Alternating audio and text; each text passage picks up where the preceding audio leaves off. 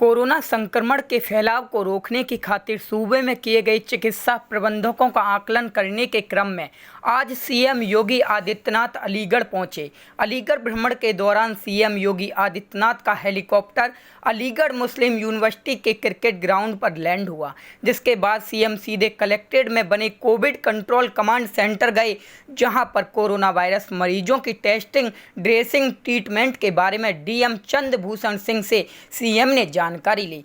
Control centre में लगाई गई स्क्रीन पर अलीगढ़ के सरकारी व निजी अस्पतालों में चल रहे कोरोना मरीजों के इलाज के बारे में जाना। इसके बाद जेएन मेडिकल कॉलेज के ऑडिटोरियम में सीएम योगी ने एएमयू बीसी के साथ ही जेएन मेडिकल कॉलेज के प्रिंसिपल व वरिष्ठ चिकित्सकों के साथ कोरोना महामारी के संबंध में बैठक की। इसके बाद सीएम क्वार्ट्स इलाके में स्थित देवसैनी बस्ती का स्थलीय निरीक्षण किया। इसके बाद सीएम दौरा पूर्ण कर मथुरा जनपद के लिए रवाना हो गई। सीएम ने अलीगढ़ मुस्लिम यूनिवर्सिटी के जेएन मेडिकल कॉलेज सभागार में अधिकारियों व जनप्रतिनिधियों के साथ बैठक में भाग लिया। एएमयू में बीते दिनों करीब 40 मौजूद रिटायर प्रोफेसर, चिकित्सक एवं कर्मचारियों का निधन हुआ है। इसको लेकर सीएम ने शोक जताते हुए श्रद्धांजलि अर्पित की। यूनिवर्सिटी के सभागार में आयोजित बैठक में एटा, कासगंज व हाथरस के अधिकारी भी शामिल रहे। मीडिया से बात करते हुए सीएम ने कहा कि मीडिया में खबरें चल रही थी कि एएमयू में कई प्रोफेसर की मृत्यु कोविड-19 से हुई है। उन्होंने बताया कि जो पहले चरण में वैक्सीन नहीं लगवा पाए उनकी मौत हुई। जिन्होंने कहा कि अब वैक्सीनेशन के कार्यक्रम में सभी जुड़ रहे हैं और वैक्सीनेशन ही कोविड-19 सुरक्षा चक्र है। वहीं ऑक्सीजन की आपूर्ति जेएन मेडिकल कॉलेज में प्रारंभ कर दी गई है। जेएन मेडिकल कॉलेज में शासन पूरी सुविधाएं देगा। उन्होंने कहा कि एक एक जीवन अमूल्य है और मानवीय संवेदना सबसे महत्वपूर्ण है। हर एक जीवन को संवेदनशील तरीके से बचाने का काम कर सकें, इसके आज सबसे बड़ी आवश्यकता है। अलीगढ़ से दीपक शर्मा की विशेष रिपोर्ट। आज मैं अलीगढ़ मंडल और आगरा मंडल के कोविड महामारी की समीक्षा के लिए यहाँ पर आया हूँ। मैंने अभी अलीगढ़ मंडल की समीक्षा ली है। यद्यपि मैं प्रतिदिन प्रदेश में प्रत्येक मंडल की और प्रत्येक जनपद की समीक्षा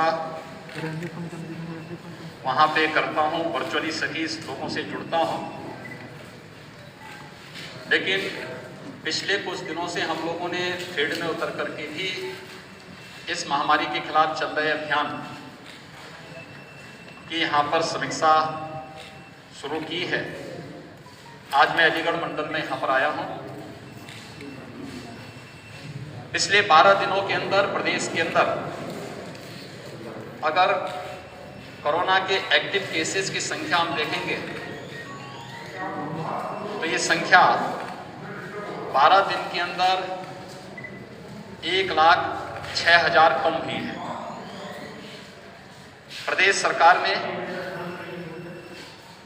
ट्रेस, टेस्ट एंड ट्रीट की जिस नीति को आगे बढ़ाया है, इसमें आदरणीय प्रधानमंत्री जी के मार्गदर्शन में हम लोग पहले दिन से ही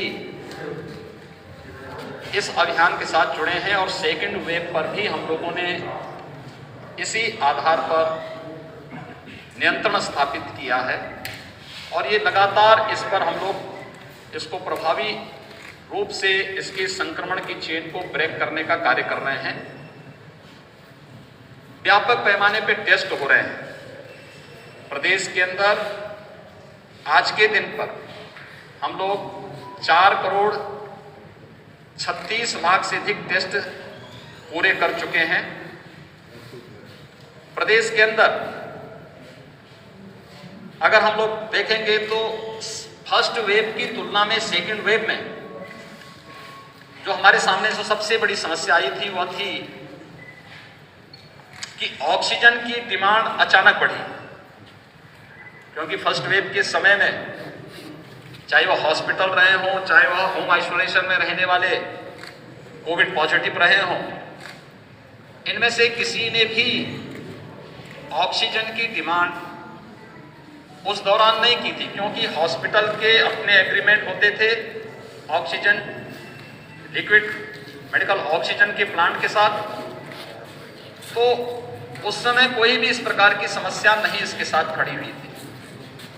लेकिन सेकेंड वेव में अचानक समस्या खड़ी हुई और उसके लिए हम आभारी हैं आदरणीय प्रधानमंत्री जी के, जिनके निर्देश पर एयरफोर्स के जहाजों ने और रेलवे, भारतीय रेल ने मदद की और आज ऑक्सीजन एक्सप्रेस के माध्यम से और वायुसेना के विमानों के माध्यम से ऑक्सीजन की आपूर्ति भी कर रहे हैं। उत्तर प्रदेश में 300 मीट्रिक टन की ऑक्सीजन की सामान्य दिनों में खपत होती थी, लेकिन सेकेंड वेव के दौरान यह बढ़ करके 1000 मीट्रिक टन से ज़्यादा हो गई प्रतिदिन। कल ही हम लोगों ने 1030 मीट्रिक टन की आपूर्ति प्रदेश में की है और ये लगातार चल रही है। प्रदेश के अंदर टीकाकरण की जो स्थिति है, कोविड से बचाव का जो सबसे अच्छा माध्यम है वह है टीका। पहले तो बचाव हम करें, लेकिन सुरक्षा कवच के रूप में टीका हम जरूर लगाएं। और टीका के लिए अब तक प्रदेश ने 1,43,00,000 टीके लगाए हैं 45 प्लस के लोगों को, और 2,65,745 टीके लगे हैं 18 से 45 वर्ष की उम्र के लोगों को प्रदेश में अब तक लगाए हैं। और ये टीकाकरण का कार्यक्रम प्रदेश के अंदर सफलतापूर्वक आगे बढ़ रहा है। प्रदेश में वर्तमान में ऑक्सीजन की संभावित संकट को फिर से इस प्रकार की बड़े हॉस्पिटल है, वहां पे एलएमओ प्लांट या एयर सेपरेटर प्लांट ऑक्सीजन आपूर्ति के लिए लगाए हैं। लेकिन जो दूर दराज के जो हमारे सीएचसी हैं, उनमें भी ऑक्सीजन की आवश्यकता लोगों को पड़े, इसके लिए 20,000 से अधिक हम लोगों ने अब तक ऑक्सीजन कंसंट्रेटर पूरे प्रदेश के अंदर उपलब्ध करवाए हैं। ये ऑक्सीजन कंसंट्रेटर ऑक्सीजन की आपूर्ति वहां पर आराम से 5 घंटे ऑटोमेटिक वो चलते हैं, एटमॉस्फेयर से ही वे ऑक्सीजन लेते हैं, उसके माध्यम से इसको चलाने का काम कर रहे हैं और सफलतापूर्वक ये प्रदेश के अंदर संचालित हैं। अलीगढ़ मंडल में आज मैं आया हूं। अलीगढ़ मंडल में यहां पर एक्टिव केस की संख्या अब कम होती जा रही है। पिछले एक सप्ताह में यहां पे लगभग 200 से अधिक एक्टिव केस कम हुए हैं। पॉजिटिविटी रेट में निरंतर गिरावट है। अगर ओवरऑल कमिश्नरी का हम देखेंगे तो यह पहले 20% के आसपास थी, अब यह घट करके 5% के आसपास है। और हमारा प्रयास है कि इस पॉजिटिविटी रेट को और भी कम लाने के लिए, इसके लिए हर एक जनपद को टेस्ट बढ़ाने के लिए कहा गया है। प्रदेश में ऑक्सीजन की आपूर्ति की व्यवस्था सुनिश्चित करने की पूरी व्यवस्था की जा रही है। इसमें ऑक्सीजन के टैंकर भेजे जा रहे हैं, लिक्विड मेडिकल ऑक्सीजन,